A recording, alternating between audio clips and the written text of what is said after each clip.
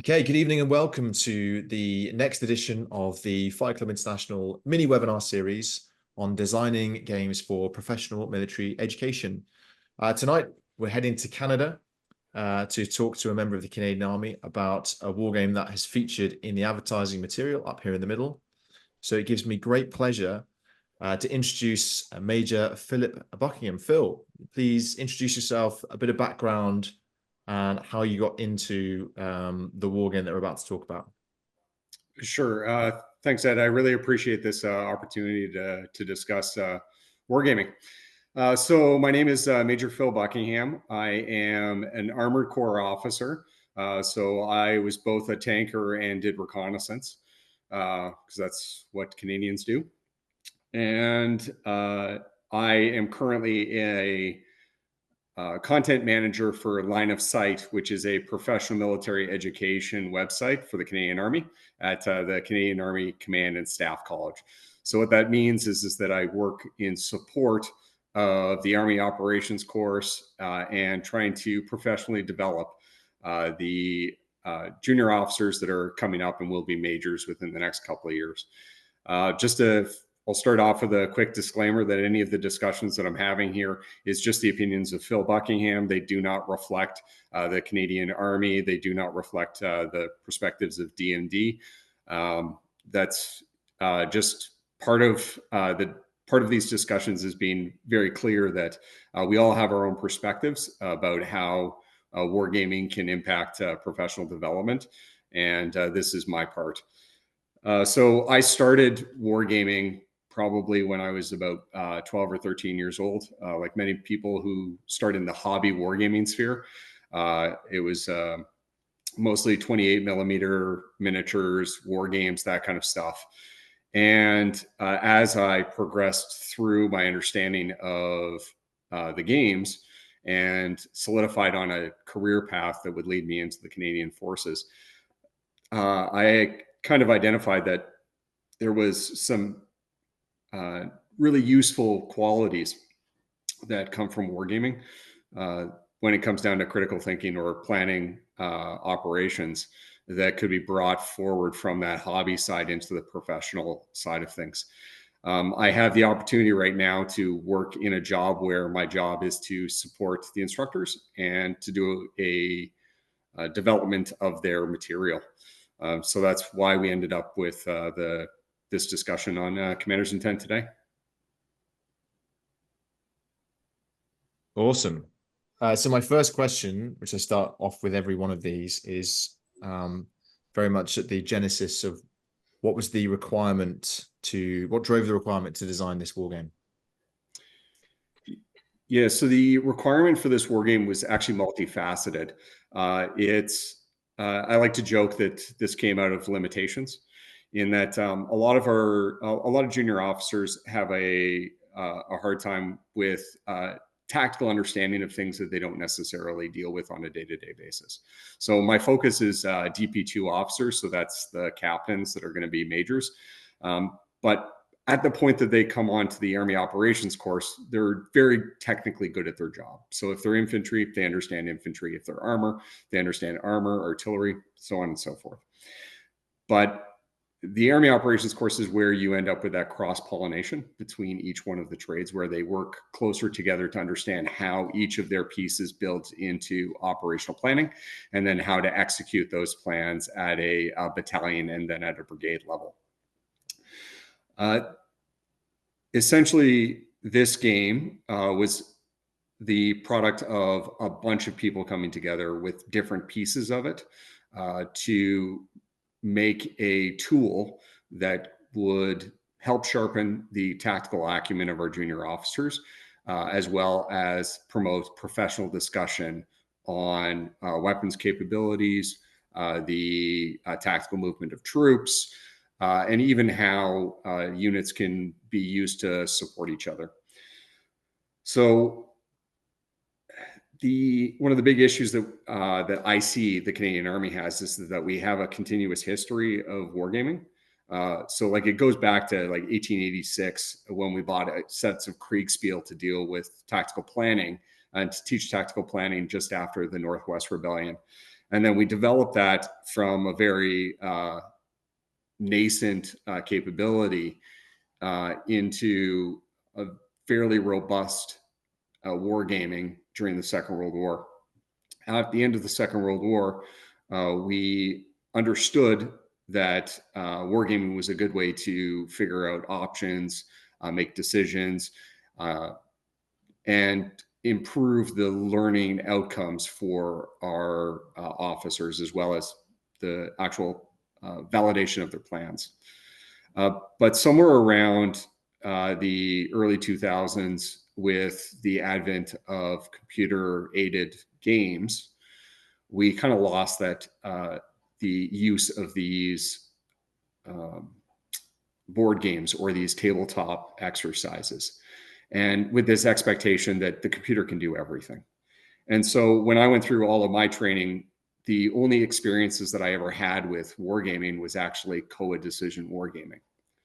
And part of the issue with that is that it creates a misunderstanding of what wargaming is and what wargaming is capable of doing in an instructional environment, even with inside a warfighting environment. And so this game, the rule set, was originally created for the 1st Canadian Mechanized Battle Group, which is located in Edmonton, Alberta. It was designed by Lieutenant Colonel Cole Peterson and Major Steve Couture, as a way to go through initial planning, as well as possibly be used in place of some of the computer-aided exercises that we have. It would allow them to rapidly play through scenarios.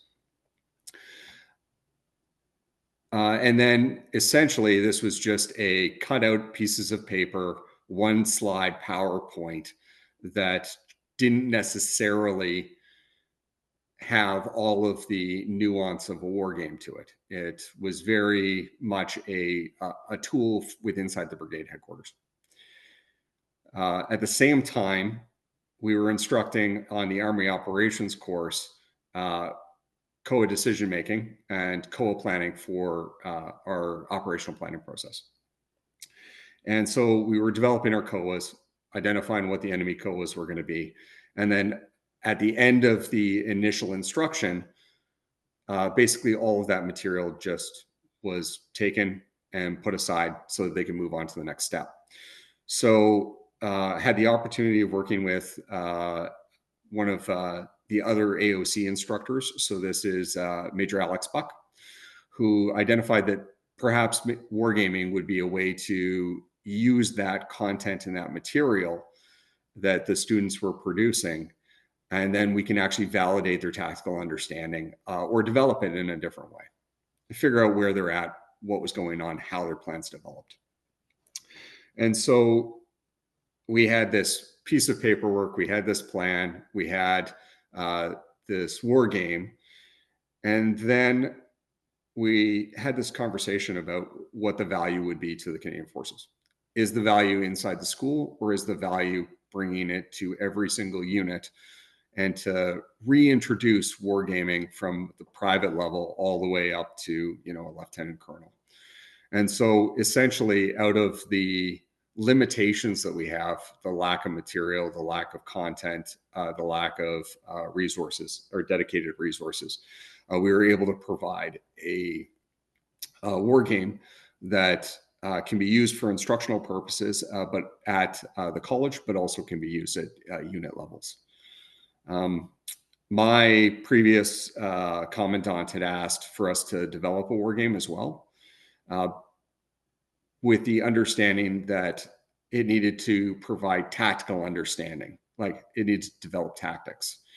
But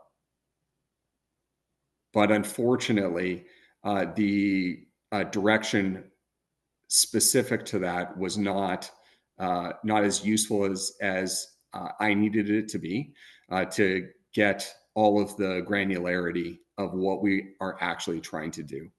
So one of the factors about designing war games is understanding what your sponsor actually wants. And having had that discussion, what they needed was something that was simple, that was easy, that could be used with inside a 20-minute to 40-minute period of time, that was not overly complex. And this game fit all of those categories. Hopefully I haven't talked too much on that.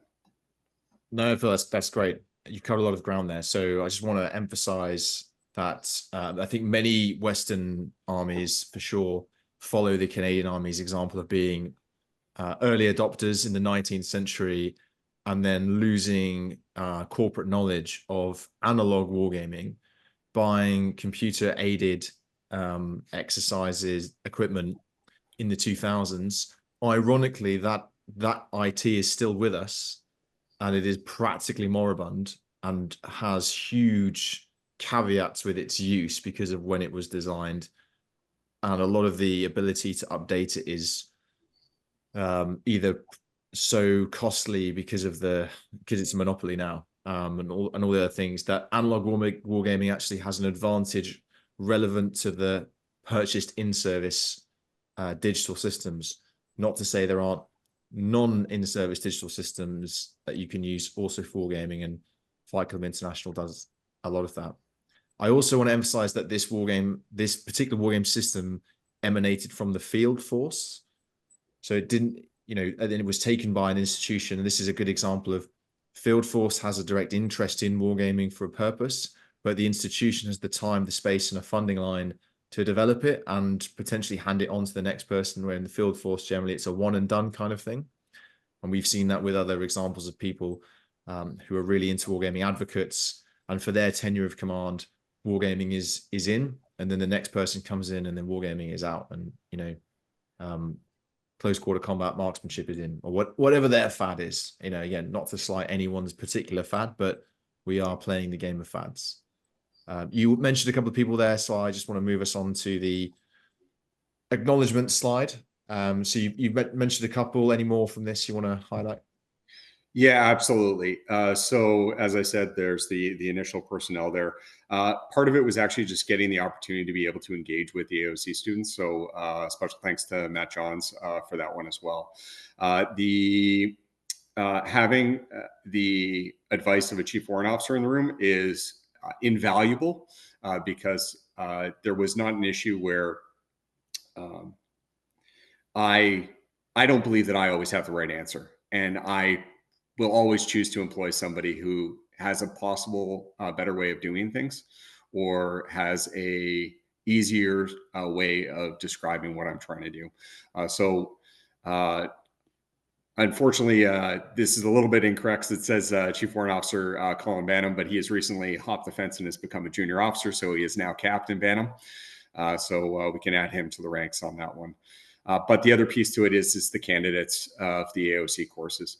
So with the war game, essentially we brought this to them, put them into one of the syndicates into a room, set up 5 or 6 tables, and had them play through scenarios and provide feedback about the rules, the feel, recommendations, any issues that we may have run into as this thing was going along. And so I cannot be overstating the value of having so many people involved in this, that we're able to add specific parts that overall led to the point where we can actually produce this as a usable tool for the Canadian Forces.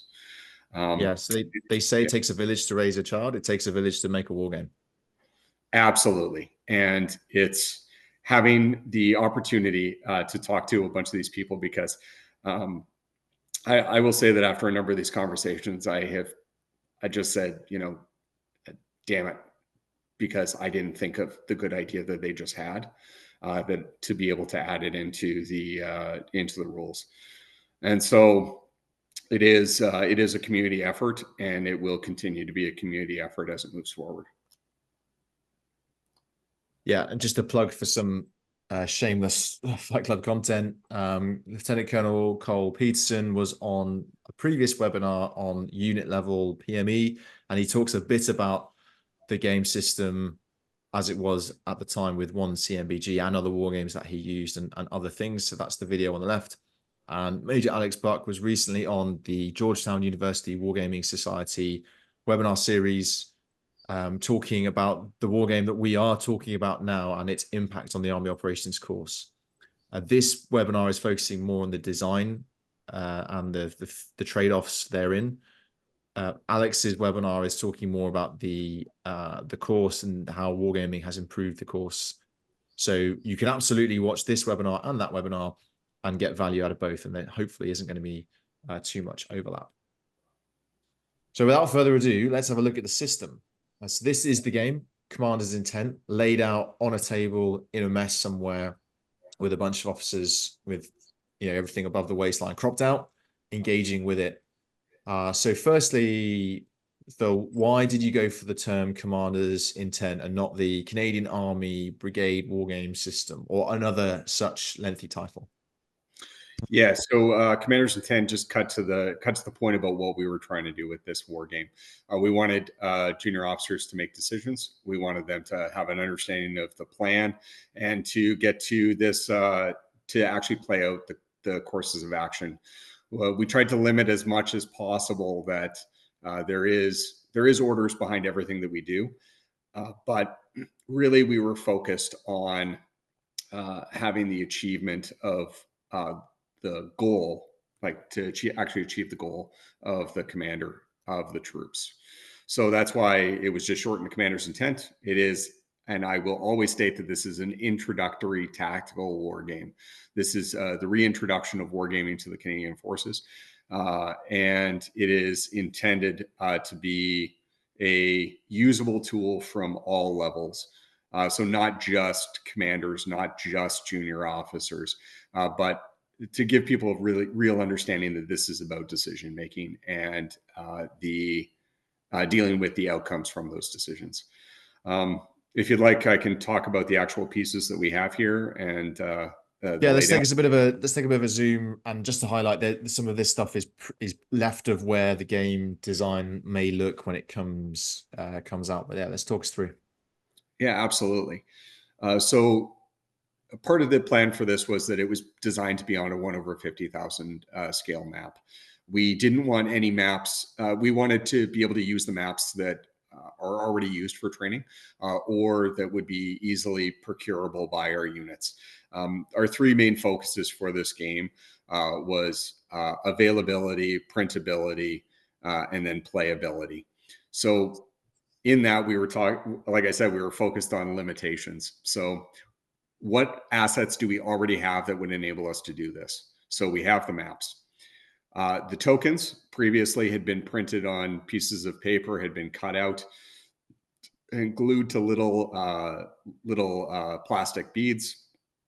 So one of the other pieces that came out of the Army Operations course is we had a brilliant young captain who looked at the wargaming kits that we had of meticulously drawn pieces of paper that have been torn and then had to be redrawn and had to be recreated, and started working on 3D printing these.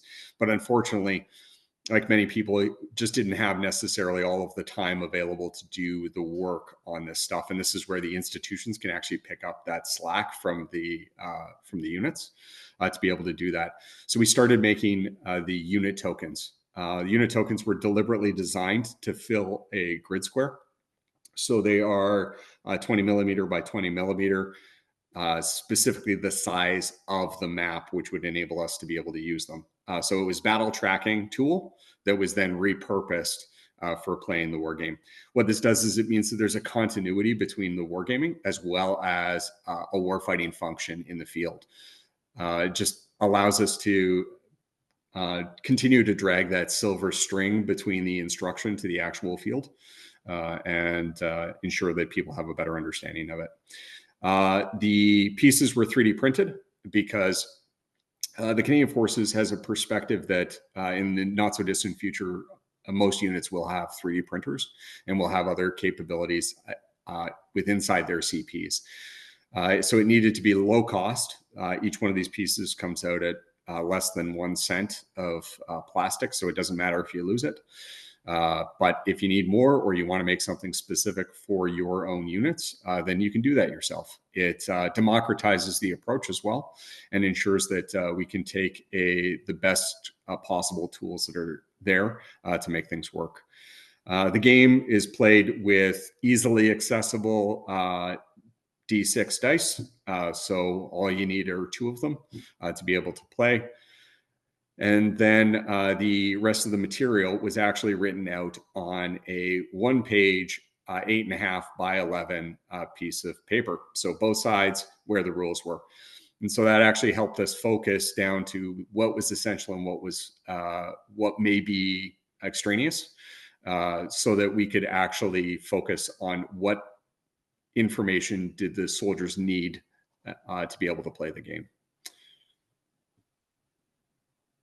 Yeah, so I'm just going to highlight that the blue and the red are unit values for an attack and defense. We will cover this in a bit more detail.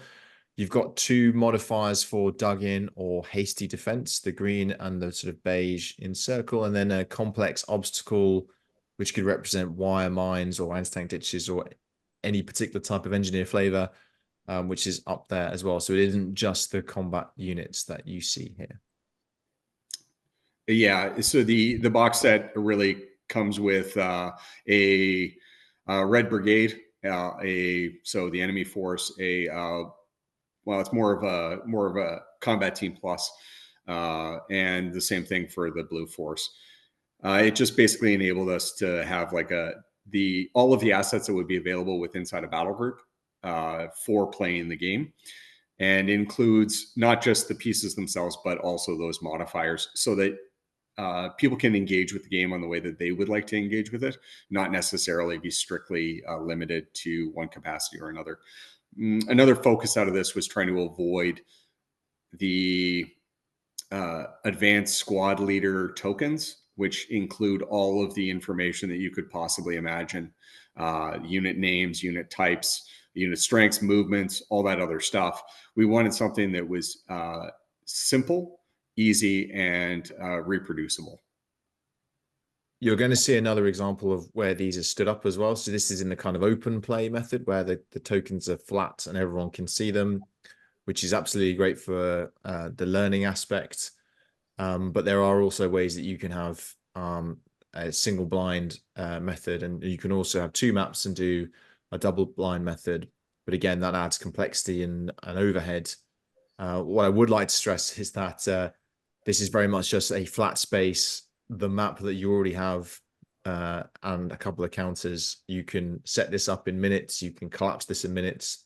So that whilst this is very comfortably, you can see someone holding a brew here, which means it's very comfortable, you know, in a mess somewhere, probably in Kingston.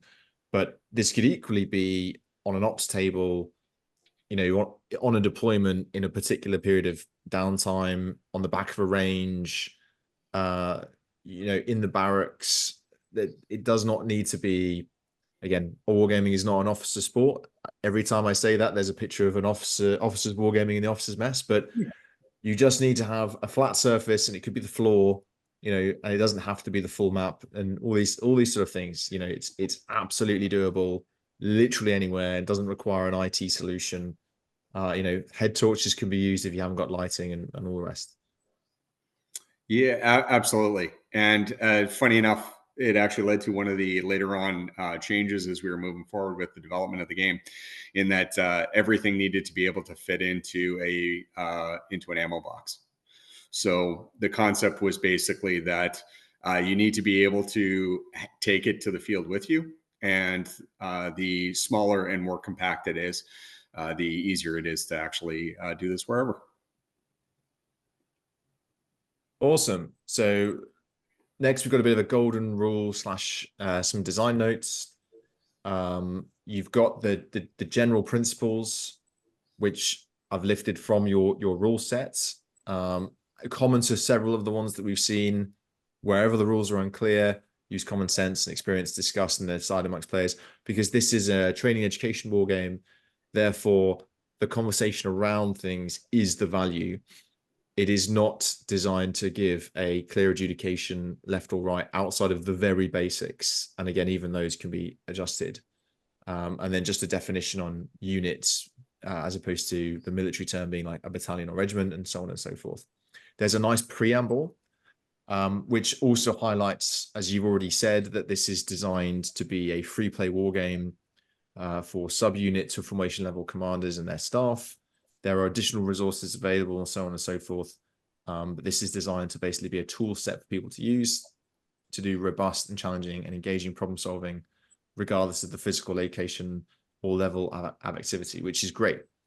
There is a danger sometimes that these things can become kind of monopolies of power, and you have to come to the Land Warfare Center to run the war game with the expert that only knows how the rules work, and or the contractor that's going to come in and deliver it, and they'll do 3 a year, and it's already been aligned to the battle group commander's course, so no one else is getting a look in and all this stuff. So I think it's great. Democratizing it is key. You've already mentioned again some of these points here. I'll just highlight that you said availability, printability, and playability, and accessible, comprehensive, and concise. And we chatted earlier that comprehensive and concise and accessible are often in competition.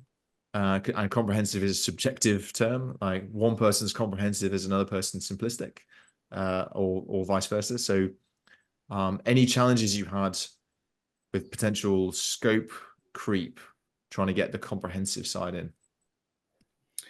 Definitely, yeah. When it came down to developing the war game, we did get a lot of questions on whether or not, like, does this include the logistics planning? Does this include EW assets? Does this include the air assets, UAVs, all of this other material? And part of our focus was extrapolating it to like figuring out who was actually going to be using this. And those are all very valuable things to include with inside games. There are a lot of games that do have that and do it very well. They actually have it as part of their game design, their focus. So we did take pieces and parts of it and have added it into the expandable rules so that you can add the rules if the rule set doesn't meet your expectations. I know that you've spoken to some other game developers about this previously, that it doesn't, because this is a board game and is a game that is lives in the written rules, we don't need to update it. We don't need to patch it. It is not computer oriented. It is not focused on any of that. So we can make it the tool fit the actual problem that we're trying to find a solution for. This is just a starting spot. And so, like I said before, one of our focuses was, can you fit all of the rules, just the rules, on a two-sided standard piece of paper? And that was where we started. That is where it has basically stayed. The only reason why we have slightly expanded that in size was to include the designer notes, the introduction to the wargaming, as well as the accessibility tools that will enable people to use this stuff into the future. So it was again, I will talk about how this all comes from limitation. We had so many limitations and self-imposed limitations about what we were going to do with this, that it required us to be inventive about our approaches. And sometimes that means scaling down what you're actually going to be measuring in a war game, or what tools you're actually going to be using for that war game. So that was making it concise was more important to us than making the EW factor in an appropriate manner that led to limitations of command and control. So. Yeah, thin end of the wedge. You got to get people playing the game before you get them to do MCON and airspace deconfliction measures. I just want to highlight the three at the top, but you already mentioned availability, printability, and playability. But again, availability. So we talked about this earlier. Classification. If you had chosen to represent red or blue in a particular level of detail, that could have pushed the classification to a level which is above unclass, and therefore restricted the availability of the war game. And it would also move it away from a training and education perspective to an analytical perspective, and would probably increase the overhead on adjudication and data tables and all that stuff. So again, it's not just availability as in like how many are we making, and again you're trying to make one, I think, for each unit, is that right? Or our intent is to get to that point where we will have one. So essentially we're going at this in the best way possible. If you're going to take a bridge, take it from both ends, right? So what we're doing here is we created a tool that can be hosted on line of sight. So it can be downloaded by individual personnel, can be printed. They can engage with the game however they choose to engage with it. But at the same time, we also have a limited run production that will be done to solidify this as the first edition of the game. Our intent is to send that out to as many units as possible. But again, constraints are what they are. And so we don't want to hold on to any of the material, because the reason for this game is to get as many people wargaming as possible. It is to get it out there. It is to make it as accessible on outward-facing websites, because I know that there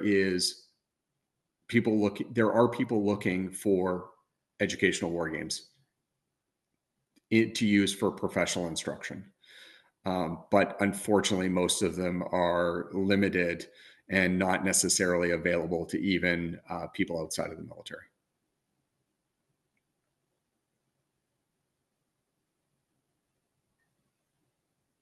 Yeah, that's a great point. And there's also the aspect of where you host it, which you covered in line of sight, which is an open source. It's a government webpage, but anyone can access it. Often I see war games that are on somebody's SharePoint, which has SharePoint restrictions. And even if there's got no restrictions, if you don't tell anyone about it, no one knows about it. No one knows to access the link, and the thing just lives there. I found a number of great homemade war games that I've just lived on. Because I'm a bit of a search kind of pest. I just search the like ASIMs is what the Canadian Army use, but the equivalent using the Bing search engine on ModNet, and you can find treasure troves of stuff. None of it's been filed correctly for anyone else to find. You just happen to be using the search engine. And I remember when I joined the Army, the search engine was a joke. You type in parachute course and you get a pamphlet on GPMG machine gun cleaning. It was Oppositeville. So the power we have these days is absolutely superb to find stuff. But there's also a tendency, I would say, as a critique, is people expect to be spoon-fed everything. Like, if you don't tell me to play this war game, why would I be expected to find out about the war game or play it? So yeah, do not stop shouting about this. It should be in every journal, magazine, tweets, and LinkedIn posts for at least 6 months after you've got it done. And the playability, the printability bit. It's not just the fact that you can print it, it's, do you have a color printer at unit level? This is often a constraint the British Army using largely black and white printers. So you can design your counters to look very much different in black and white, as opposed to when they look in color, they look great, but black and white, they look the same. And what's the scale of the printer? If most printers are, in the UK, we'd say A4, then design your stuff to work in A4 or in segments of A4 or some degree of that. Make it easier on the person printing it, because every hurdle you put in the way of them is a reason why they're not going to play the game, or they're going to hate the game by the time they've got it assembled. So the first time that they have a rule query, they're going to sweep the thing into the bin in a rage fit, which is not what you want. And then playability, you covered it as well, but this doesn't require an expert to run it. It doesn't require an umpire. Umpires are great. Everyone likes the umpire as a crutch because they're going to do all the heavy work. We're just going to have fun. But therefore, you're going to run fewer war games, I would say, to the power, the root, to the square root kind of level of difference between being able to play it yourself versus having to arrange with an umpire to do it. And then also that tends to breed a reliance on the umpire, and people don't then learn to become umpires, and so on and so forth. So all good stuff. We're now going to get into the heart of the game system. So peeling back the lid. We'll start over at the top left. This diagram effectively talks us through a turn. So pieces on the board. The turn length in real time is considered to be 30 minutes. So all this is happening. So in an hour, we would have 2 of these turns. In a normal engagement of 8 hours, you would have 16 turns. and so on and so forth. So it's very easy to understand how much movement and how much action can occur in that. So the first thing we do is we determine initiative. So Phil, how do we do that? Yeah, so the set of rules actually comes with a scenario booklet. So it promotes the ability for people to build their own scenarios, but the initial scenario will indicate who has their initiative, whether or not they're on the attack or on the defense, and gives the opportunity for a player to give up their initiative if they believe it will give them an advantage. So it's just very clearly, you don't have to roll off, you don't have to determine how one unit will be given the capability for that. It just starts that way. So yeah, and other systems might use a chit draw system. This often goes down very poorly with military audiences who aren't familiar with wargame mechanics, because they don't understand this concept of why am I telling 3 platoon to do something now when I want to tell 1 platoon to do something because I happen to draw this chit. And you can see from the structure that this is largely I go, you go, with interleaved aspects to create the simultaneity, which is often a problem in tactical land war games when things are bypassing each other and shooting and so forth. yeah, so we wanted to use mechanisms that people were very familiar with inside their own gaming world, whether or not it was from chess or from checkers or from whatever it is that they have an experience with, and that allows them to engage in a simple way without having that as another barrier to entry for learning how to play. So that once you've moved from the determination of the initiative, you then move into the active player movement. So the active player is the person that has the initiative. They will move the units that they would like to move. As you can see in the top right-hand corner, we have the types of the terrain, which will dictate the time frame that it takes you to be able to move across it. And this was actually one of those pieces that came out of a good discussion about how do you actually determine capability for movement. Do you go by, oh, they can move 4 kilometers in this turn, when in reality, combat arms personnel measure distance in time. How long is it actually going to take me to move over this distance?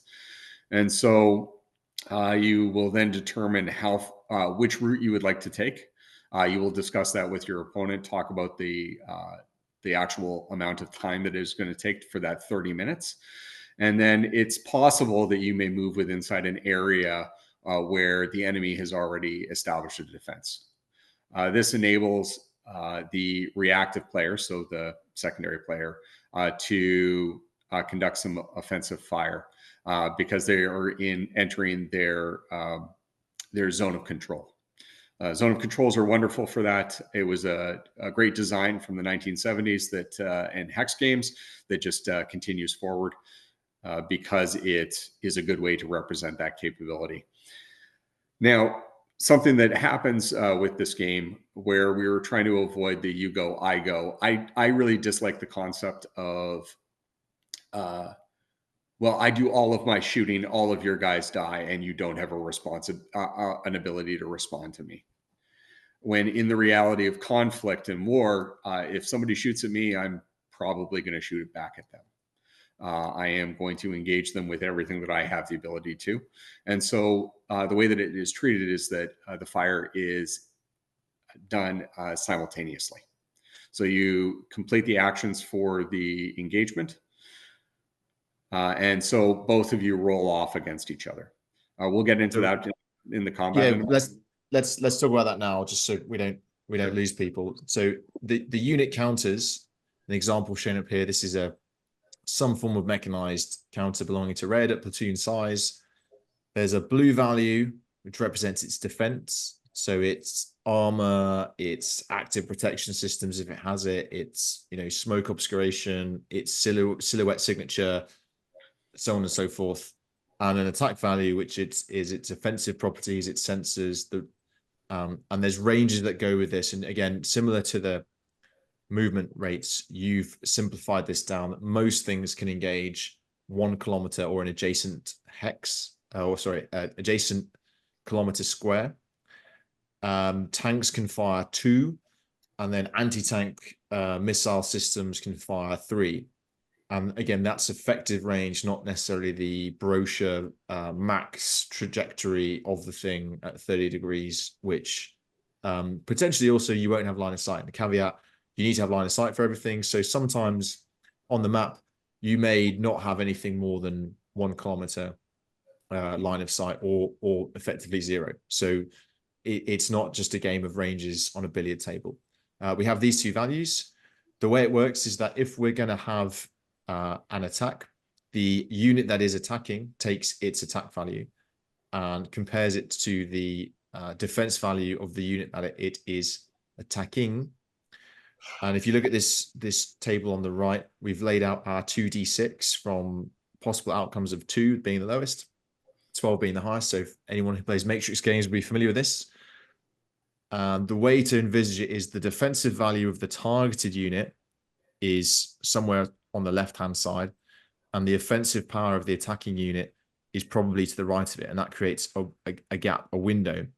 And what you are trying to do if you're the attacking player is land your total result of your 2d6 somewhere between the shield and the arrow, inclusive of the arrow. So as an example, if an 11 was thrown as depicted here, that would land over here, and that would be concluded as a miss. And from an educational perspective, that could be explained as, bad drills, stoppage, firing high, just hitting the cover, etc. If it was a 2 or a 3, which is a much lower chance, it could be deemed to be rounds are landing on or around the target, but are not effective to cause damage. And I'll let Phil in a second talk about the damage levels that are represented in the game. And then the sweet spot is somewhere inclusive of 4, 5, 6, or 7 would count as a hit, which in this example is a 50% chance, and that would involve the counter being removed. So Phil, why did you go for that as a system? Yeah, so part of it was about simplicity. We wanted dice that were easily purchasable, easily accessible, and that you could probably find in the field anyways. But the other piece out of this is that what we were looking at was focusing on the combined arms operations. So ensuring that your infantry are supporting your tanks and your artillery is supporting the elements that are planning on doing the attack. But part of that argument is that, well, why can't you just continue to add more and more artillery onto one attack to ensure that it will be the most effective or the most capable?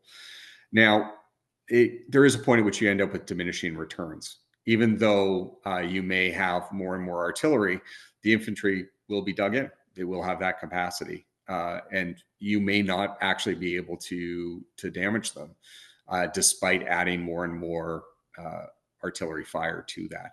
So it was a sliding scale to ensure that people were balancing their use of resources, as well as focusing on the combined arms operations that they were actually going to be doing and working together to actually engage the enemy that may be well dug in. So it was, it is very much an abstraction, and it is a simple system to try and replicate a very complex thought process and a conflict, like the simulation of a conflict, but it also needed to be concise enough that anyone can play this game. So, and you've scaled the unit values, and I've got examples of Slater using this scalar. So some things have an attack value of 7, some might have 8, 9, 10, etc. And defense values may be higher or lower depending on the system that is being employed. And you do actually have some values which are left of 2, which in theory means that they have no defense from attack. Absolutely. Yes. And that was also done deliberately because when we're focusing on large scale operations, we have a tendency to talk about artillery being very vulnerable the moment that it fires. And so it has another capacity or another ability to remain hidden, which means that they can't necessarily be directly engaged. And part of that is it's not about whether or not you get hit, it's whether or not you get identified to be able to be hit. So it's that whole survivability onion that there is going to be a point at which it is how hard you can take that punch. But in reality, it comes down to the positioning of your troops, their location, and all of the other factors that are in there.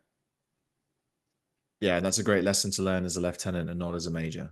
Unfortunately, a lot of majors rolling around right now haven't necessarily had that lesson reinforced with all of the experience from counterinsurgency campaigns. Okay, so we did some offensive fire based on the zone of control movement, and then the other player returns fire, and we may have had an exchange of losses, or we may have had ineffective fire for whatever reason. And then we're on to the other player's movement, and then we do the same again, correct? Absolutely. Yep. Okay. Now, a key point to note on the difference here is that if blue is also moved, and again, in a purely one side is offensive, the other side is defensive, you might not see this as much, but in a more dynamic, fluid meeting engagement, you might see this more. If red has moved, wrong, hold on. So let me get right. Blue's moved in this example. So anything that blue has moved no longer has an offensive fire zone of control. So Yes. if blue moves some stuff and may have got hit by red or may not have, and red has moved into what would have been a zone of control for blue, but blue has moved, then there is no offensive fire in this because blue is considered to move. And if you look at the movement rates, depending on where things are moving, potentially we're talking 10 kilometers. Again, the classic thunder run down the road that everyone loves. More conservatively 1 to 3 kilometers, but you could end up having a unit, a red unit that moves 10 kilometers straight down the road and comes right up next to you. But because you moved your blue unit 1 kilometer, you don't get to do an offensive fire zone of control. Doesn't mean you don't get a return fire in the next phase, but I'm just highlighting the point that the offensive fire is prevalent on staying static, which would lend to the idea of overwatch or covering an engagement area, TAI, and so on and so forth. So again, very basic rule system that's reinforcing the tenets that we know to be true. Everyone loves to say we can do fire movement. Tends to be the fact that you tend to be doing one or the other at any one time, depending on the level. Absolutely. It's also why the indirect fire is in that portion of the state of combat, because we wanted to be able to do the movement, and then this way you can actually layer your effects if you so choose. Awesome. Okay, so then we're into the second half of the turn. And we're back to the active player, who now does any remaining direct and indirect fire. Yes, just for sake of playability, that was a way that we could wrap up their actions. The red player then does any of their defensive fire that are required, and then they get their turn to engage. So you only ever fire once on your turn, like, to be very clear about that. Whether or not it's through a zone of control or it's a direct fire, it means that you actually have to plan how you are going to engage the enemy. Yes, and so that was me trying to be the thing about you get one offensive fire and one defensive fire, but you don't get to choose the defensive fire. That's if someone shoots at you, and a classic strategy or tactic rather would be to have a company attacking a platoon, and if that company might be disaggregated into 3 platoons, and therefore the defending platoon would be returning fire on one of the 3 platoons and not on all 3, which again some wargame systems don't model. So you can see the weight of fire and the force ratios coming in to play there. And likewise, their offensive fire zone of control would be limited to, again, one of those platoons if they all moved up in the same time. Exactly. Okay, great. Right, we're going to switch and do a little quicker demo. This is a new feature that we didn't have some of the other ones. So this is us on Tabletop Simulator. are one of the scenario maps. It's not 100% quality, but scenario 4, which is a meeting engagement. We're not going to play this scenario, just using it as an example. Here's a bunch of counters that look slightly different to the base ones. I've just created these quickly today for illustration purposes, and I've put some of the systems and types on in text so people can see. The basic idea here is you can see that the counters are sitting in a grid square. This would be an open game, so we can see everything. You could have the reverse side with either a NATO symbol or a flag symbol, and you could play it effectively single blind that way, or we could have them standing up as per the conversation we had earlier. But we're just going to do a quick demonstration of a turn. So assume blue has the initiative in this. This is basically like a combat team sledgehammer. If we just imagine moving forward, and we can move 2 kilometers in the open. So we move 2 kilometers forward. We've come into the zone of control of this recce section, which has a range of 1. So these 3 elements have come into the zone of control. So this would mean now that red gets to do offensive fires against one of those. They're all equal, so there's no real trade-off in this sense. This should be the red player's choice. Let's just assume they're going to try and fire at the front of the armor. But you can see from the weapon system that the BRDM has a value of 4, and the Leo 2 has a defensive 5. So there is no way without artillery support plus other factors that the BRDM is going to engage the Leopard 2, which is probably realistic. Phil, am I getting this right? Absolutely, yeah. And so the reason why it was modeled this way was because we wanted to reinforce the actual application of infantry against tanks, especially in an operational environment like this, where a platoon would be probably in a very bad state if they were facing off against this. So this then gives them the capability to use the artillery support if it was available to engage the tanks. But there's also the disengagement rule, which allows you to make a decision on whether or not you're going to disengage. If you cannot make the disengagement, then it is possible that you could be destroyed as a result. So it enables the enemy to take an attack of opportunity on you. And if they are successful, then you would have to return fire. If you are not successful, if they're not successful, then you can take your movement out of the area. Okay, so if there was no offensive fire or defensive fire on this, we would move to red movement. Yes. And let's say red wanted to bring forward some tanks to support this recce screen. They can move 3, if I remember correctly. 1, 2, 3. This is obviously a suicidal charge, but just for the sake of play. So they have entered at this point, they would have entered the zone of control of the Leo 2, because Leo 2 has a range of 2. So we would get but we would not get an offensive shoot because the Leo 2 has moved. So they would continue on to this point here. And then, assuming that's the end of the movement, we would now go into the active player's engagement. Let's just say, for example, this Leo 2 is going to engage the BRDM, rolling the 2 die. Okay, that's an 8. So that is lower than the attack value, which is great.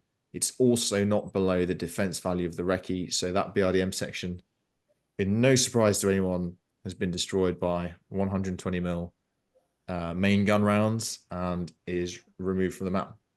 All good so far, Phil? Absolutely. Yep. Okay. Was there a disengagement rule that I jumped through there? So the only disengagement on that is if you had made the decision to disengage as opposed to fight it out. So one of the factors that you could have done here is you could have used the support of the infantry with the tanks, or the tanks with the infantry, to add a +1 to the capability roll, to the defensive fire roll, which would enable you to potentially destroy the tanks, but it ensures that you're actually using the resources effectively. Okay, fantastic. And we'll try again in the south.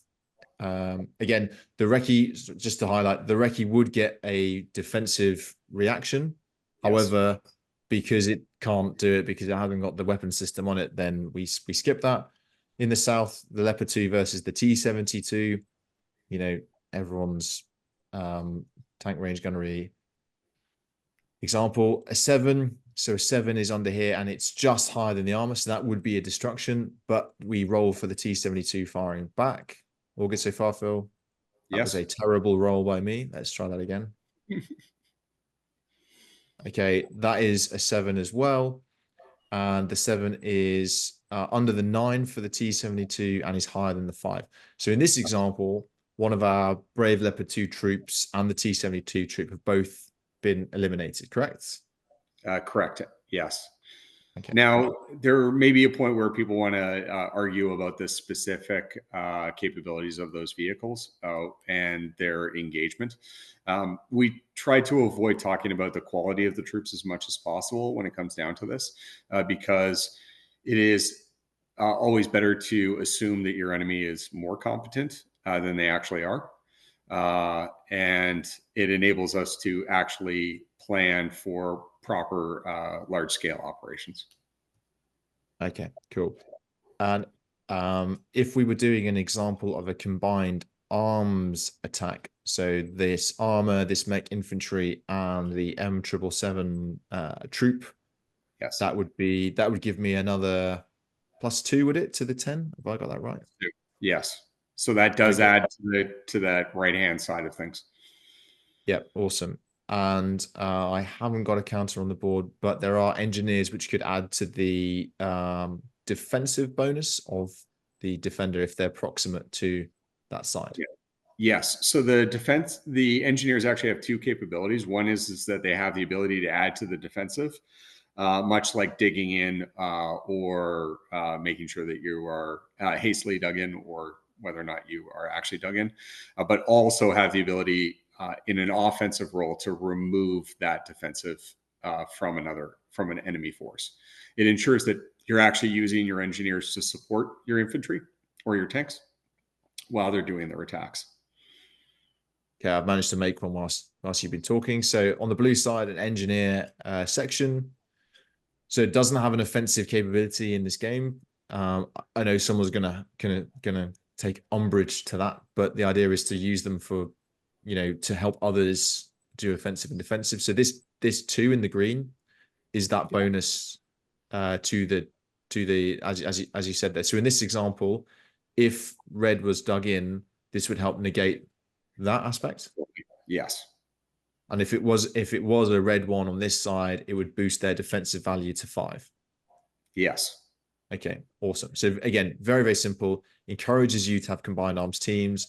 Also means this engineer unit becomes a bit of a high payoff target for the adversary or whichever side you're playing to remove, because it's a way to boost your percentages on your die roll as it goes to. So again, just using this as an example, if we'd moved in like this, the motorized infantry here would get an offensive shoot zone of control. It would be a bad idea to engage the armor because they've only got an offensive firepower of 6.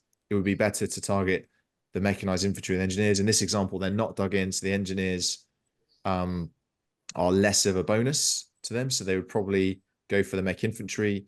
So their offensive shoot on the mech infantry is an 11, which is way too high. So that's higher than their 6. That's not effective. And the mech infantry would get to return fire and might actually destroy it. No, that's a good example. Actually, couldn't have asked for better there, of a 2. So that's been deflecting off the armor, pinging into the trees. And then we get the combined arms attack, which also saves you time, which is a good point on the rules side. Rather than rolling once for the mech infantry, once for the armor, you've built it in. So we're combining these attacks into one.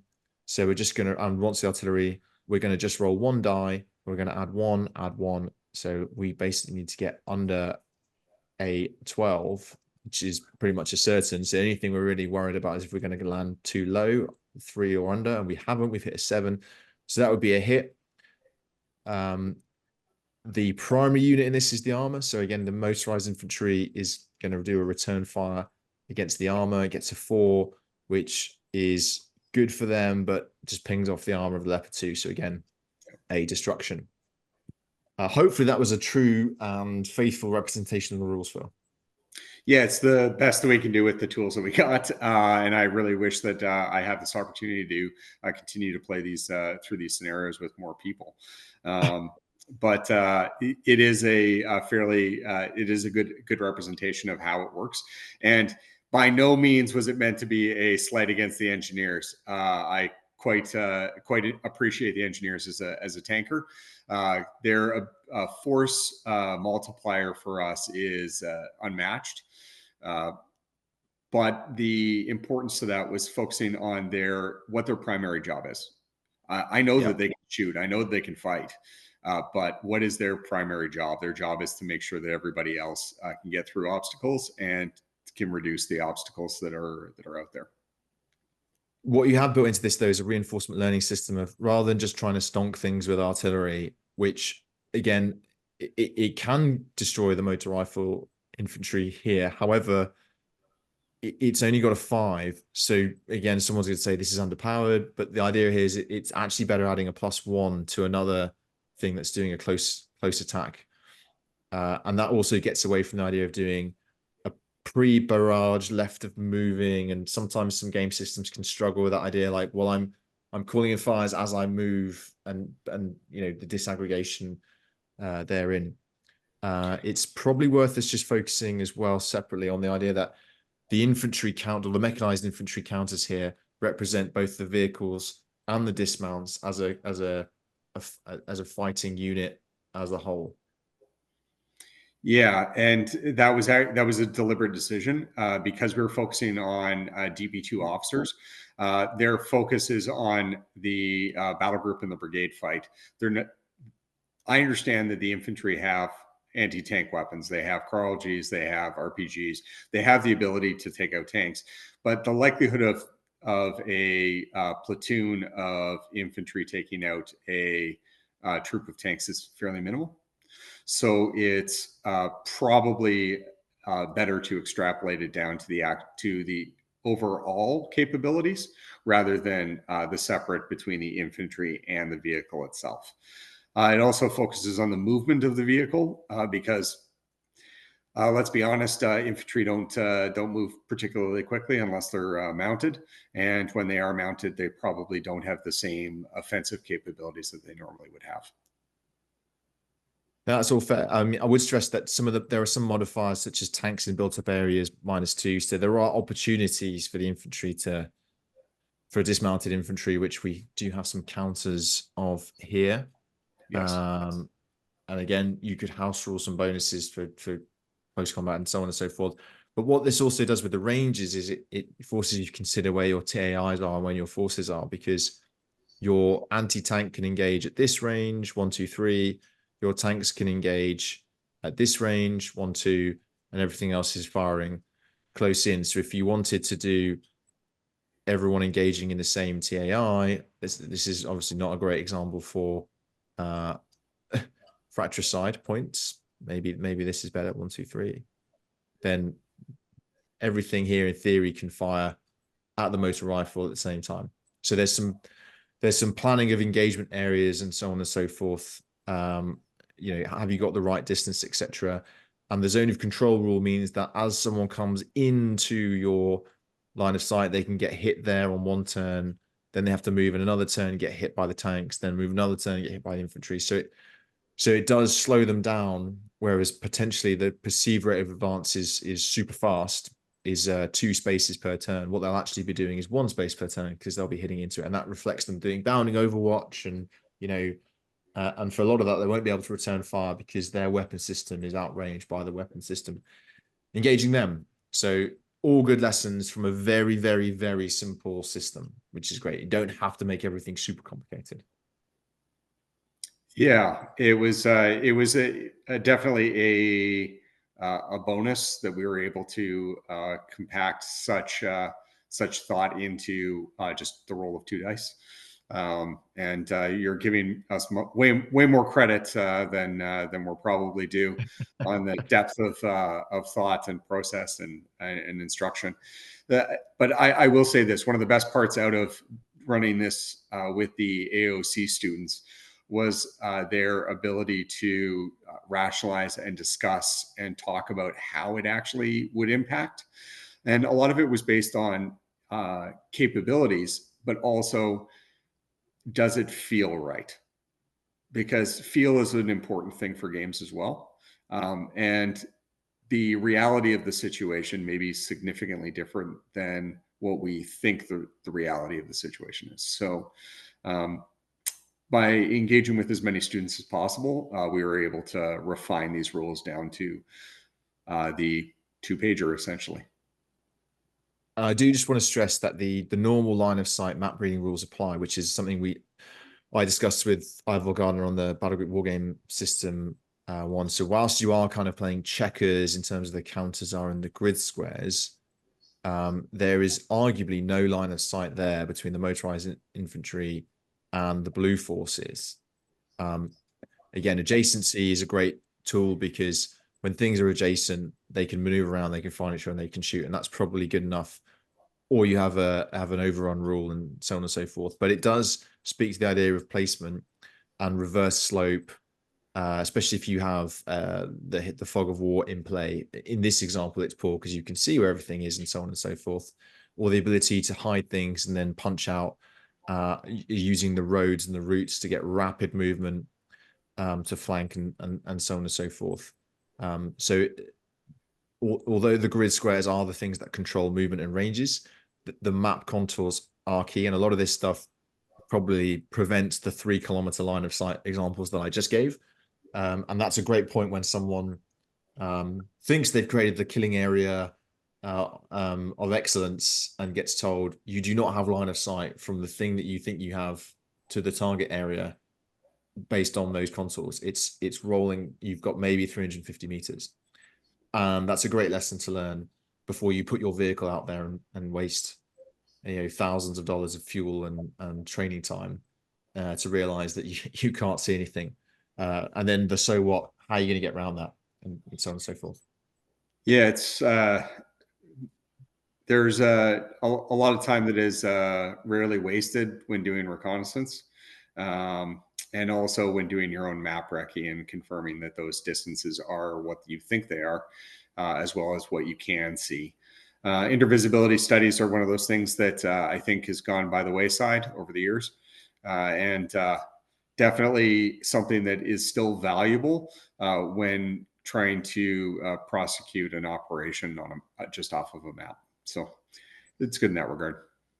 Yeah, and the fire planning ranges of your support weapons, if your mortars are there, they can cover here. I think you've given them 4K in the rules to allow for a sort of planning range rather than max fire. Again, you see a lot of plans where like, yeah, mortars are going to cover both my southern and northern positions. It's like they can't do that with the range unless they can do that, but not at the same time. So they need to bounce, and and in the rules that will take several turns to move over there and so on and so forth. So again, it forces people to do things like priorities, trade-offs, sequencing, all this good stuff. Yeah, and as we alluded to before, the indirect fire capabilities have very low defensive capabilities, and part of the rule set actually means that you can't directly engage them unless they have already fired. So essentially, it's a masking and unmasking rule, which is some of the important lessons that are currently being learned for large-scale operations, and will probably need to be relearned as we continue to get into larger fights. Okay, moving us back to PowerPoint. Yeah. So components, maps, counters, and cards. We've talked about the maps, so I think we're good. This is the example of them stood up on a stand. So from the other player's perspective, you just see a blue piece of plastic. You don't know what it is.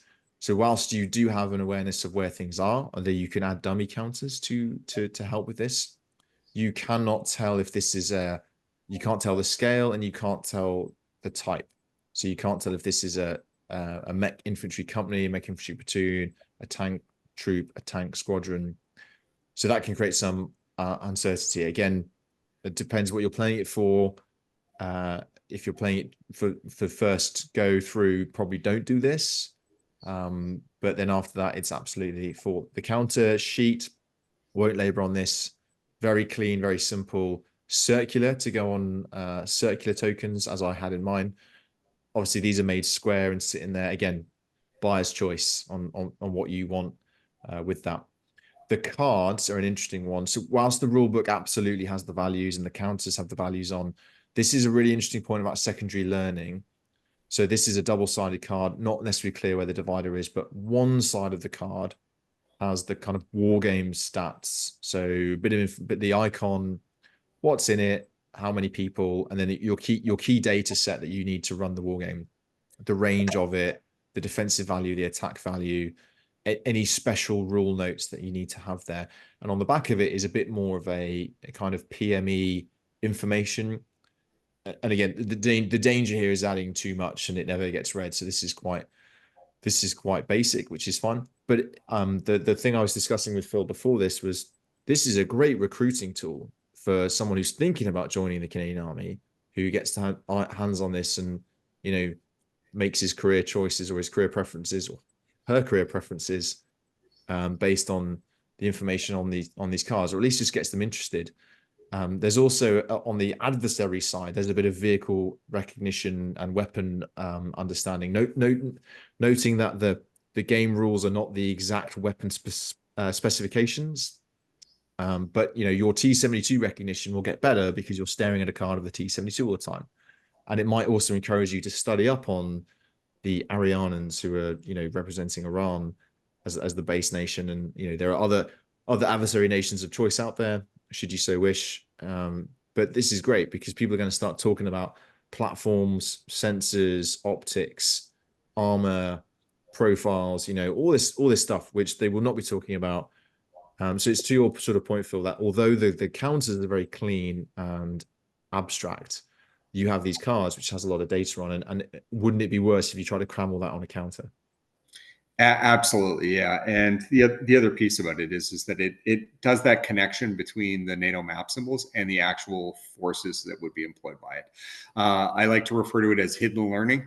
You don't know what you're learning in the process of actually playing the game until later on you're like, oh, I wasn't really tracking that there, you know, are 4 sections within inside, you know, an infantry squad. You know, like it actually provides you with a little bit more information, a little bit more context. Not to mention, I love Chrome when it comes to games, and this was really knocked out of the park by the Army Publishing Office, who did all of the artwork for this game, just basically bringing it to a harmonious image and just a great brand overall. Yeah, I was also going to call out the bridge class on here as well. Again, you could have had the weight of stuff on the counter, but again, this is simple. So if you were trying to cross a bridge, either it being a tactical bridge or an in-place crossing, you know the weight class of the vehicle. Again, one would hope you would know it anyway as a professional officer or non-commissioned member. But in case you forgot, the bridge class tonnage is listed there. So you know if this vehicle can safely cross that bridge or if it's going to end up swimming across. Again, a lot of the red stuff can swim, which is a great advantage. Most of the blue stuff can't swim or can swim very poorly and to the bottom. So this is all good stuff to have on the cards, and allows you to clean up the counters and not have stuff at size 3 font, which is obscuring the key details of attack and defense. Yeah, and the other piece, as you identified, it is the Ariane, and so it does use the date scenarios. The reason for that is because we were trying to limit that classification issues. So these are the fictional forces that have fictional capabilities, but use actual real-world equipment. so that we can link the reality to the learning process. Okay, so the rules setup, we've gone through a lot of the rules already because they're so brief. But you've got the movement, the firepower bits, the IDF, and the exceptions and the modifiers and the rest of it. Again, I want to highlight here, you have the ability to update the rules. People can write in with their house rule recommendations, which is great because, again, you're outsourcing the the burden of keeping these evergreen. And you're encouraging people to actually, like, you know, oh, I don't want to play the game because I don't agree with X. Like, well, if you don't agree with that, write in to this place, and then maybe your rule will get written as an addendum. People can just print off versions of the rules as they evolve and not needing to have a reissue from you, which brings you back to the point about not making you the logjam in the process of learning it. There is an advanced section, which you've already alluded to. So again, you've played the game a couple of times, you're familiar with the process. Now you want to add some of that chrome. Some examples here, we've got some division assets, which are probably going to be off map. And again, the beauty of this stuff is that if you're just modeling the effect, like stuff exploding magically in the rear, then you just roll the die and it happens. You know, and fantastic. Or you have a roll off between an air platform and an air defense platform, which is probably also off map. And you don't need to get too fixated about where it is because it's probably not on the map that you've got. You've got the counter battery stuff, air support I've mentioned, air defense, obstacles. Again, the engineers can then put the obstacles in. The details of the obstacles are not necessarily important, although that could be a great learning point. Some nations have access to more things than others. If you drive into the obstacles, then you can receive damage from the obstacles, so on and so forth. Reconnaissance with small UAS, which is becoming more and more prevalent. Command and control limitations, and so on and so forth. And again, link back to the you can write in with rules, you can write in with advanced rules, ideas, and, you know, mechanics to do it. And the best example is when someone actually says, you know, I think EW should be represented with this mechanic, as opposed to the common problem with war games. Everyone wants to bitch about X not being in. No one wants to come up with a bloody mechanic to help the poor designer do it without destroying the game loop, the player game loop that we've talked about, or making the game basically unplayable, or requiring a huge amount of off-map tracking of counters and so on and so forth. So if you could do that, great, send it in. I'm sure Phil or Phil's successor who takes on this project will be happy to update. Yeah, and I will also say one of the benefits of having it as a project that has had so many fingers involved in making it happen is that it is not my child. I am not wedded to a specific rule or a specific process or the way that I developed it from the pieces that we had. So if there is a way to do something better, we are happy to take it, and we are happy to incorporate it into the future, because this needs to be a living set of rules where we don't just print it, leave it on a bookshelf, and then it becomes a collector's item in 30 years because there was only a limited run. Okay, so another thing you did is you created a scenario booklet, which is great. We already looked at a scenario map. So this again covers the Atropia, the date caucus example, and you can produce more scenario booklets. What I love about this is not only does it tell you how much stuff you should have for your scenario booklet, and this allows you to play all the scenarios, is it has principles for a good scenario design. So should someone wish to design a scenario or take maybe a field exercise or a tute or a CAX, or, you know, studying Ukraine and wants to sort of play it out in Wainwright or whatever, they can follow this very simple thing. And this doesn't, what I love about this is this doesn't give the whole, you need the road to war, you know, the general idea, the special idea, the 55 pages of staff work to get to the point where you're on the map. It's very much like, this is the skeleton of what you need. You know, without this, you will not really have a scenario. You'll just have kind of like an idea vomit onto the map. And if you can go through all this, then you can actually play out a scenario of yours. And link to the thing we talked about earlier about rule submissions. people could design scenarios and write and email them in, and then you have a scenario bank. And if every person who gets this game makes one scenario, then potentially there's, 5,000 scenarios that have been put into the bank, which means instead of people complaining, there's only 4 scenarios, I've done them all. What next? It's a win-win. It's creating that culture of, the help of the many based on the effort of a small amount of effort of everybody, which is fantastic. But we've got to set up the system to enable that, because otherwise there's no individual benefit for any one particularly invested person to write a scenario, because they're not going to get anything back from it, and you get stovepipes of excellence. Yeah, the scenario booklet really came out of that, wanting to have something as an introduction, as a starting point for people to work from. And the intent when we house this on line of sight is to have a scenario generator page as well as a unit generator as well. So this means that if people want to make changes to their forces, they want to add new equipment, they want to build their own scenarios, they can just do that. The tools need to be open source. They need to be available and outward facing so that they can be modified. That barrier to entry just needs to be as low as possible to ensure that we continue to develop the wargaming capacity of the Canadian Forces. And then maybe even this will end up in the hands of some of our allies as they move on their journey towards more wargaming.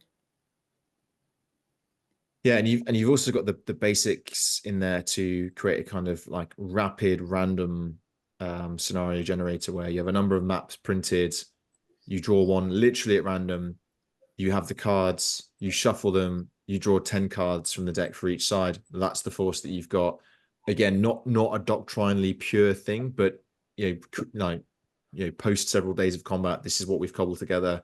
You can really throw someone into that kind of like, well, how would I use this force effectively? And you don't know what the enemy's got because they've just drawn 10 cards as well. So you actually incentivize the find function. Have they got tanks? Have they not got tanks? I don't know.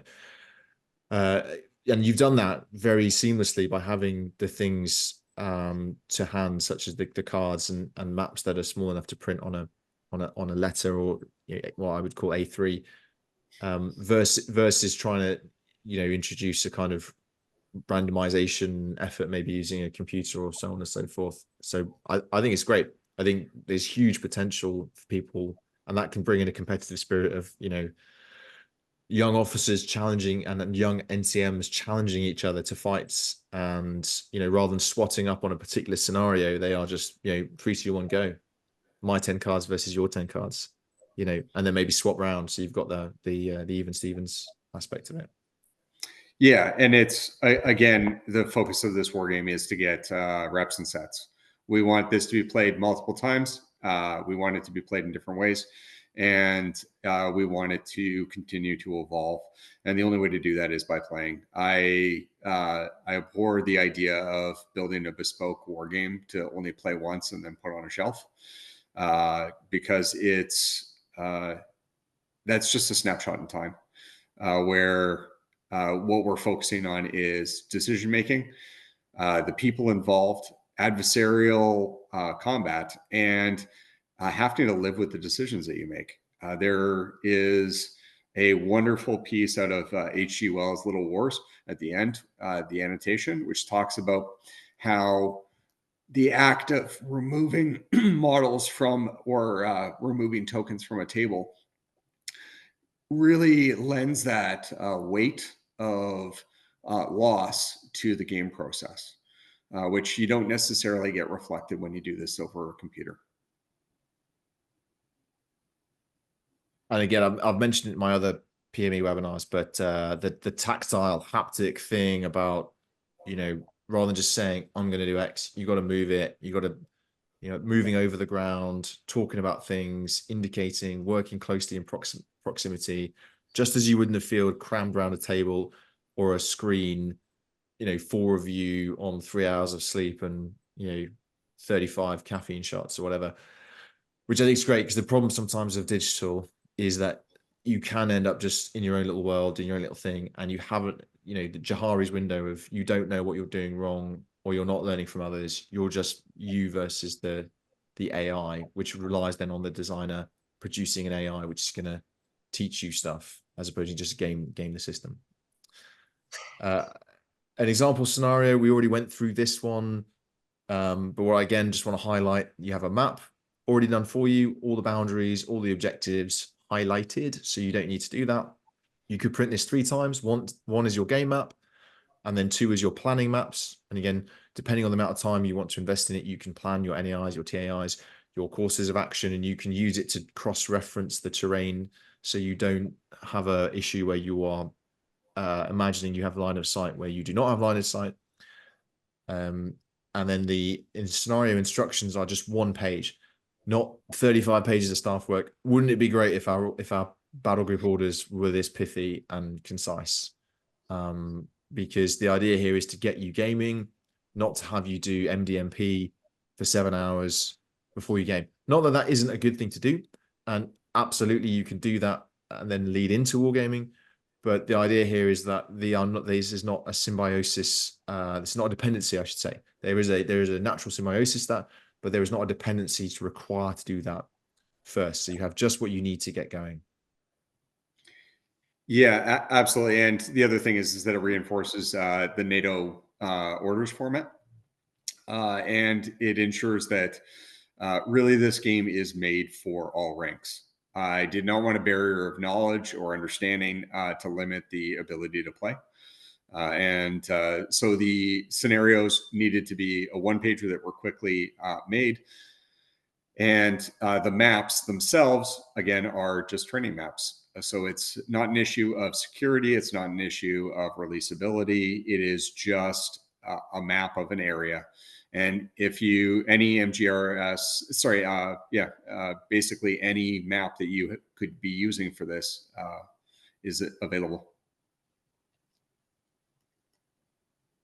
And yeah, you can use maps from Ukraine or the Nagorno-Karabakh, or it doesn't have to be Wainwright or the training area, although we know and love those, and those are probably the great place to start. Absolutely. Okay, so we're going to briefly cover playtesting and reception.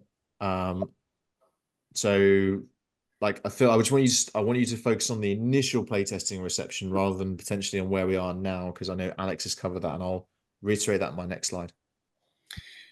Yeah, so the initial playtesting was very positive, mostly because a lot of the experiences that the junior officers had with wargaming up until this point was co-decision wargaming. So they didn't necessarily have an experience with doing this, but the learning process was very quick.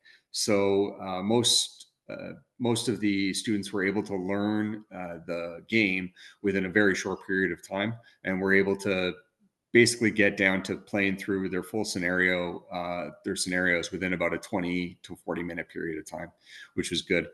We got a little bit of pushback on some of the numbers where people were saying, I don't believe that the T-72 would have this attack capability. And so then we pushed it back to the students to argue this. So there was a positive feedback loop. When this was done, there was basically a PowerPoint slide that was up, which said points to improve. It was just pieces that every iteration they would add to it and would say, this doesn't quite feel right. This doesn't quite, maybe the range on this doesn't quite work. Maybe we should make some changes to that. And so the most rewarding part out of this was when I received messages and emails from captains that had been on the course that were asking for copies of the rules to be able to play at their home units. That it was something that they hadn't seen before, hadn't engaged with, and wanted to continue to engage with after they had completed the Army Operations course. So they obviously saw that there was some value in playing these scenarios and playing through the game, which they can then carry forward with their career and their subordinates. There seems to be a culture difference between my generation or some of my superiors, where they don't necessarily they need to be sold on the concept of wargaming, that it's a valuable piece of instruction and professional development, where I find that many of the captains that are coming onto the Army operations course are fully converts. They are digital natives. They understand the importance of playing through scenarios. They understand the purpose of these games and the value that it can actually bring to their lethality when it comes down to the to actually conducting operations. Cool. So the pictures we've got here are actually of it being used at AOC, because you can see there's map overlays, which are to do with their planning. So this is them executing it, executing their plan using the game system as an execution tool, correct? Yes, it is. This was actually that piece that Major Alex Buck was talking about, where this was being used as a way to validate the initial COAs for both the Blue Force and for the Red Force when they're in their initial planning processes. It ensured that they had a better understanding of how their plans would actually tactically play out. And this was done in place of COA wargaming. It was done before you would actually get to that point. It just enabled for a faster adoption of the information that they were learning and actually seeing what the scenario would look like in a modified reality.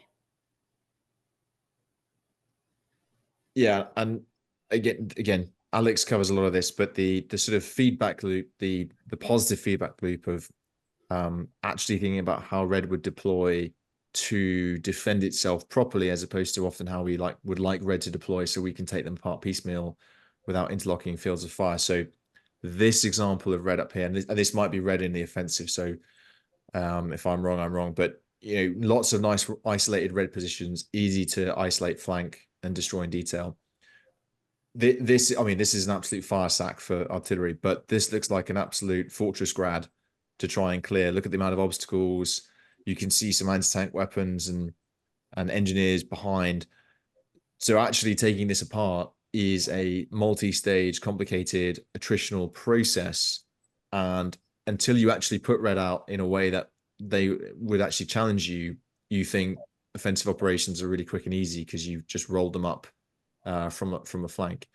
Likewise, if you're in defense, realizing that they're going to saturate you with artillery and wear you down and create gaps in your Maginot line before they actually commit their forces, they're not just going to roll onto your gun sites.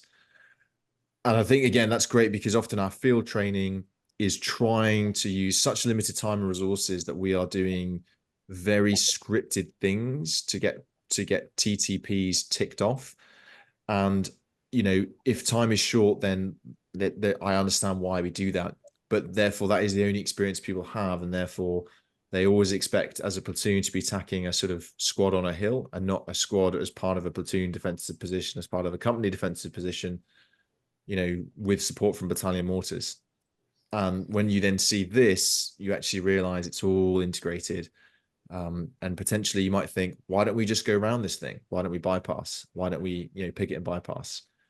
Why don't we challenge our one-ups orders, which is great from a junior officers course. Again, you probably have to do it for the assessment. I'm just saying it starts to create some interesting what if scenarios as opposed to playing into their hands. I don't know if that's something you've seen or experienced.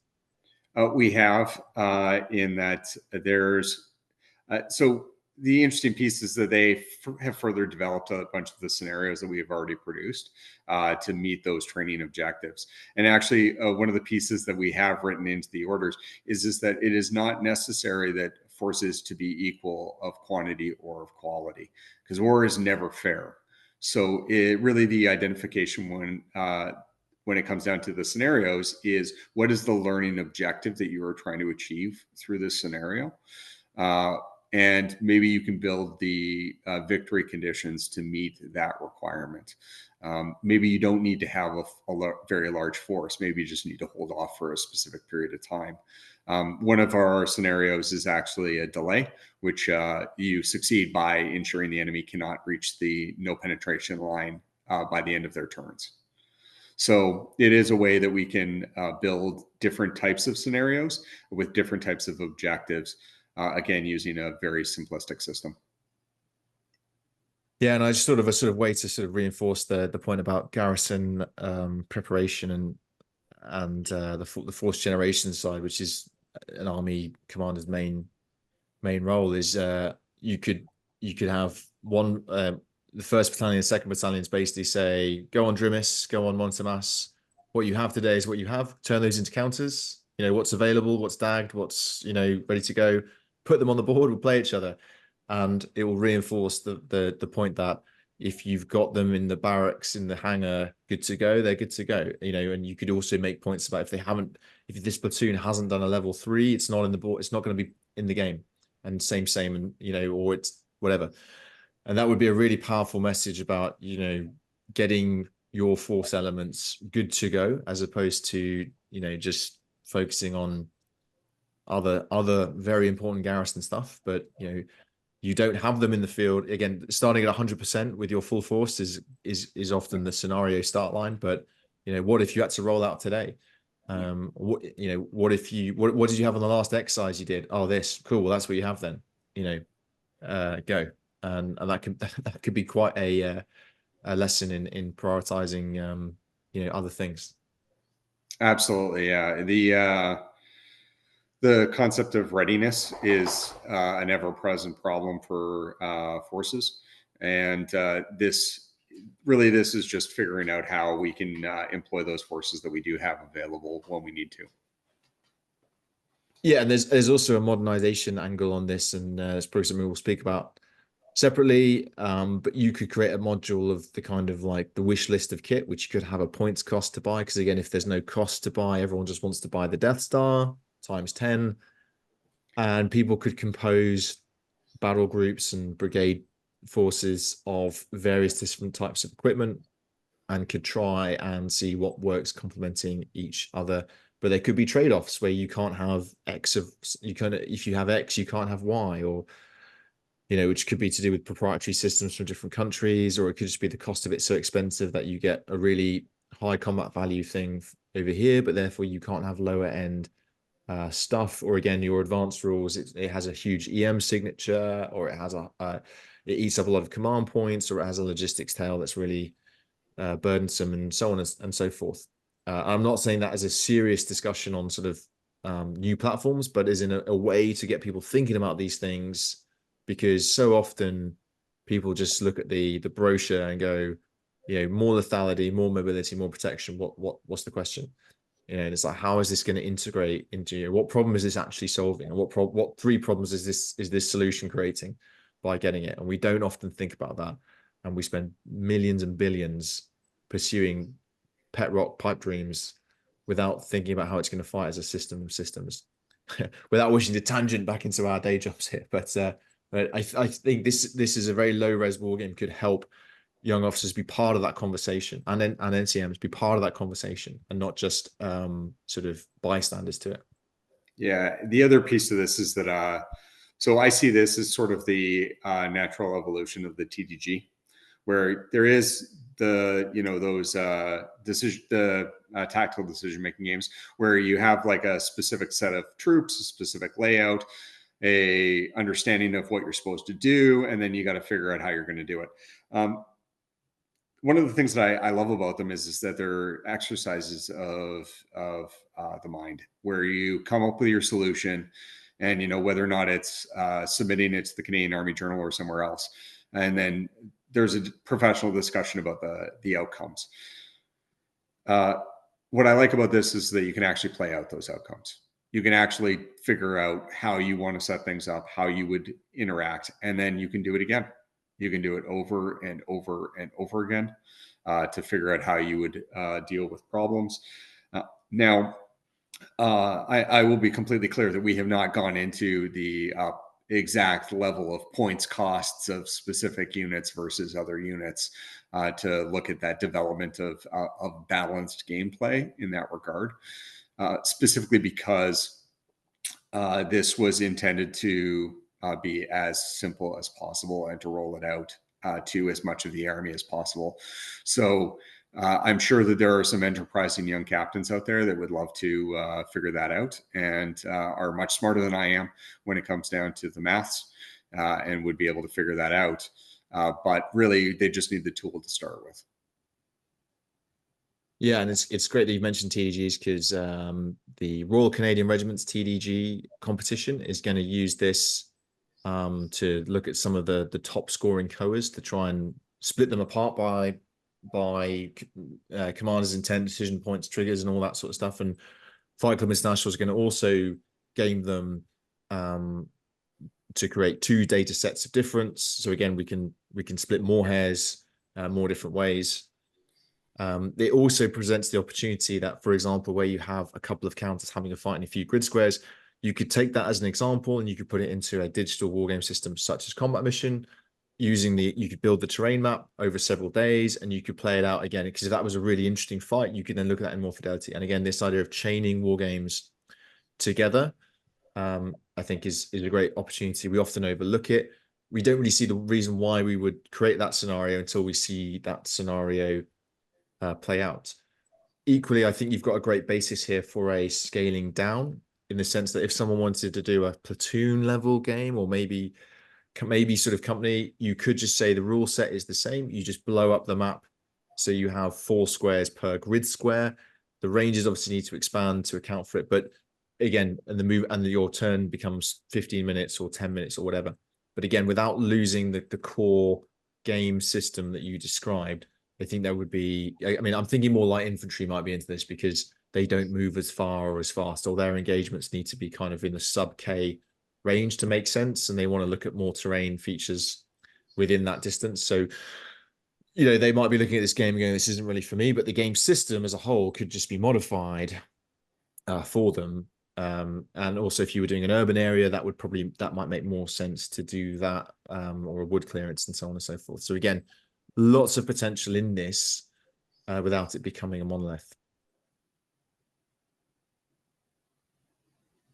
Yeah, I'm specifically focused on making sure that it is scalable, it is adaptable, and people can engage with it. It could be the best game on the face of the earth, but if people don't want to play it, they don't want to gain access to it, or they don't want to do it, then it doesn't matter. So this is about having a tool that everyone would want to use or could use for professional development. Yeah, and I think you've done that, and it's going to be great. So when is it coming out in full fat? Yeah, so right now, this is with the Army Publishing Office. They are finishing their quality control to make sure that everything looks perfect. We have a review within the next week and a half of all of the rules to make sure that I haven't put any commas in the wrong places or things along those lines. And then we will be placing this online probably within about a month to a month and a half. Once that has been done, the physical copies will be shipped off to a publisher who will be able to put it into print.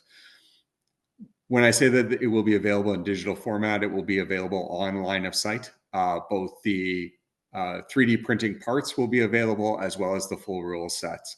So this means that units will be able to engage with it immediately and won't have to wait for a solidified version to show up in cardboard.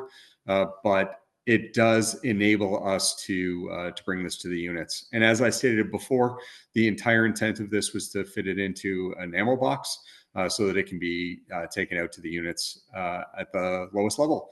And so you don't necessarily need to make your own bespoke materials for this. It is already ready to go for you. And we have thought about how it would actually be employed. That's great. And, please do announce that you've released it on as many channels as you can, because if my time in the army has taught me anything, is that once you go down to the coalface, no one knows anything about the general's priorities or the unit's mission or any of that stuff. They just know what's for dinner and, who had the last stag. So yeah, please do publish far and wide and just keep shouting until people tell you to stop. Much appreciated. Thanks, Ed. This is a great opportunity for us to actually discuss the good work that everybody's put into it, and to promote the capabilities of the Canadian Forces when it comes down to wargaming. And as I have said before, limitations can be that spark for invention, and has led to a much better tool than I possibly could have expected.